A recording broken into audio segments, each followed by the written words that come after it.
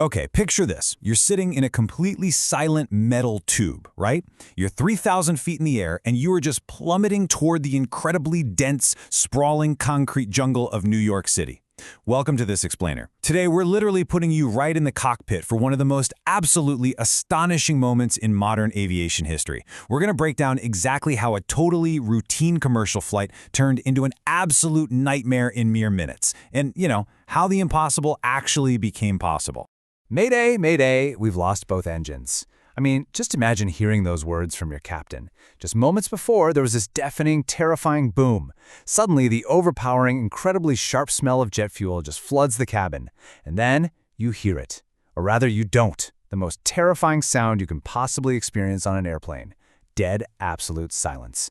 There's no roar of the engines, just the frantic beeping of cockpit alarms and this heavy, thick tension of impending disaster.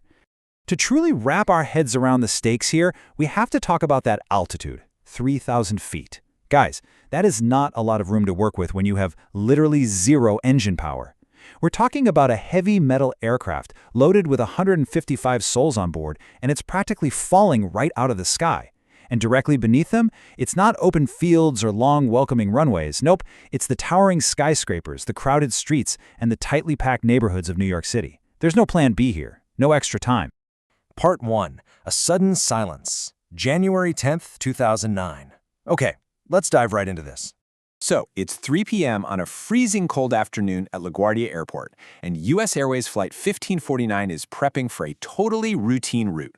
On one side of this story, we've got Captain Chesley Sullenberger. He's 55, he has over 20,000 flight hours, and this is absolutely crucial, he's a professional glider pilot. On the other side, the aircraft itself, a 10-year-old Airbus A320.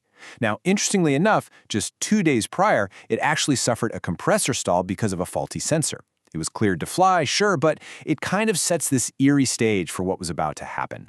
Part 2. The Canada Geese Strike. A massive flock hits. Now, what's really interesting about this is the sheer physics of what went down. Roughly 3 minutes after takeoff, hitting about 2,800 feet, the pilots look out the windshield and just see a literal wall of birds. Now, jet engines are incredibly tough, right? But they're only designed to withstand strikes from birds weighing about 2 kilograms max. A single Canada goose, that can weigh up to 6 kilograms. And Flight 1549 hit dozens of them, all at the exact same time. The brutal force of that collision instantly shattered the turbine blades and started fires in both engines. In a fraction of a second, the power was just gone. Part 3. The Hudson landing. No power, no runways. So suddenly, this highly advanced aircraft is just a multi-ton unpowered glider. First Officer Skiles is frantically trying to restart the engines, going through the emergency checklists, but nothing's working. And you really have to grasp how insanely compressed this ticking clock was. Think about this timeline. Takeoff was at 3:24 p.m. The bird strike happened exactly 3 minutes later at 3:27 p.m. And the water landing, 3:31 p.m. From liftoff to hitting the river, the entire ordeal lasted just 7 minutes. Just 7 minutes. Now, air traffic control was desperately trying to help them out. They cleared runway 13 at LaGuardia. They cleared runway 1 at Teterboro Airport over in New Jersey. So it kind of looked like options were on the table, right? But this is what we call the illusion of choice. Sully, in an instant, calculated their altitude, the heavy weight of the plane, and the fact that they had absolutely zero thrust. Returning to LaGuardia or trying to stretch it to Teterboro was just mathematically impossible. If they even tried, they wouldn't make it to a runway. They'd crash directly into a densely populated city neighborhood.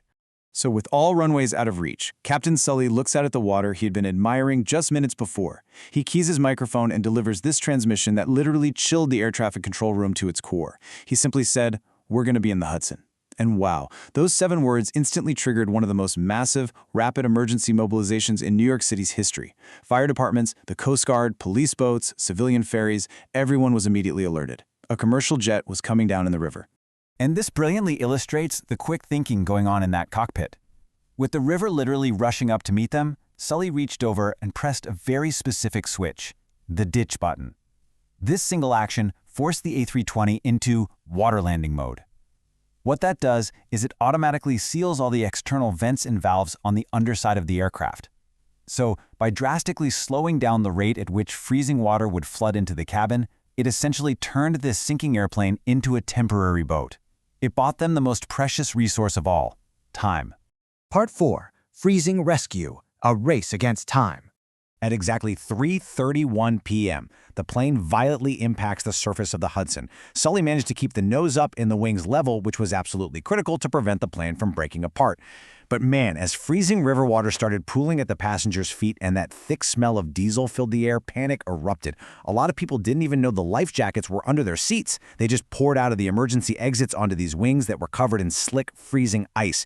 You had passengers slipping, clinging to each other in this biting winter air, all while ferry boats were just racing across the water, desperately trying to reach them before the plane sank completely.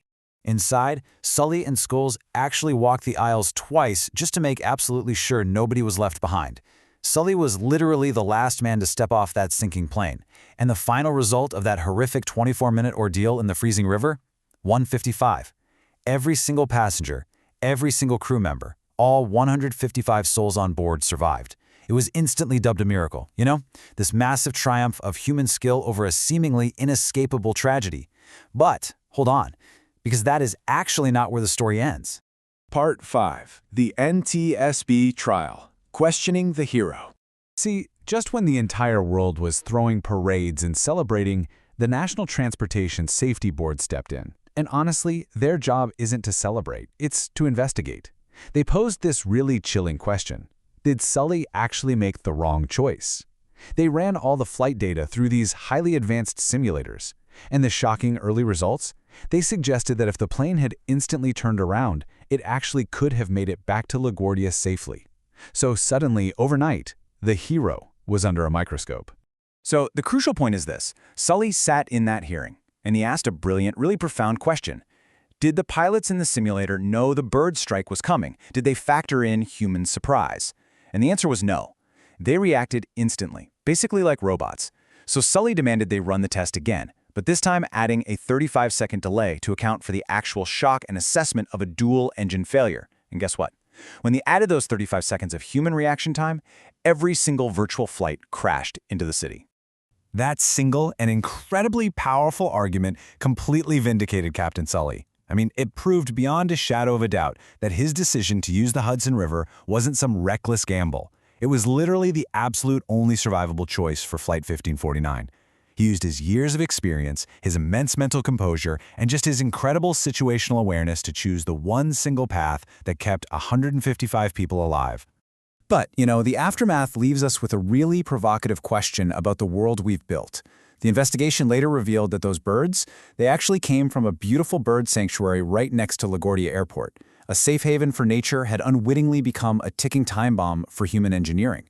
Following the crash, that sanctuary was dismantled, the wetlands were drained, and they installed these advanced bird-repelling radars. It really forces us to ask, as we continue to push the limits of technology and aviation, how do we safely coexist with the unpredictable and sometimes downright deadly forces of nature right in our own backyards? Something to think about next time you look out the window of a plane for sure.